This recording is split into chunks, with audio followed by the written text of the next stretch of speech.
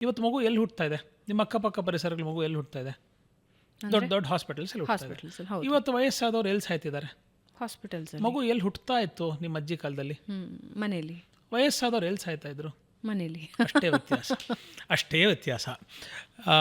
ಅಂದರೆ ನಾನು ವಿಜ್ಞಾನದ ವಿರೋಧಿ ಅಲ್ಲ, ಆದರೆ ಇವತ್ತಿನ ಅನೇಕ ಸಂದರ್ಭಗಳಲ್ಲಿ ಅಜ್ಞಾನದ ಮುಸುಕಾಗಿ ನಾವು ವಿಜ್ಞಾನವನ್ನು ನೋಡ್ತಾ ಇರುವಾಗ, ಆ ಟ್ರಾನ್ಸಿಷನ್ ನಾವು ಅರ್ಥ ಮಾಡ್ಕೊಳ್ದೇ ಇರುವಾಗ, and pseudo modernised within brackets, pseudo modernised ಅಂದರೆ ನಾನು ಸಿಕ್ಕಾಪಟ್ಟೆ ಔಷಧಿಗಳನ್ನ ತೊಗೊಂಡ್ಬಿಡ್ತೀನಿ, ಸಿಕ್ಕಾಪಟ್ಟೆ ಡಯೆಟ್ಟು, 0 ಕ್ಯಾಲ್ರಿ, ಆ ಡಯೆಟ್ ಮಾಡ್ತೀನಿ, ಈ ಡಯೆಟ್ ಮಾಡ್ತೀನಿ, 0 ಕ್ಯಾಲೋ, 0 ಪ್ರೋಟೀನು, ಏನೇನೋ ಡಿಫ್ರೆಂಟ್ಗಳ ಕಾನ್ಸೆಪ್ಟ್ಗಳು ಬಂದ್ಬಿಟ್ಟು, ಈ ಹಿಂದಿನ ಕಾಲದಲ್ಲಿ ಇವೆಲ್ಲವೂ ಇತ್ತು.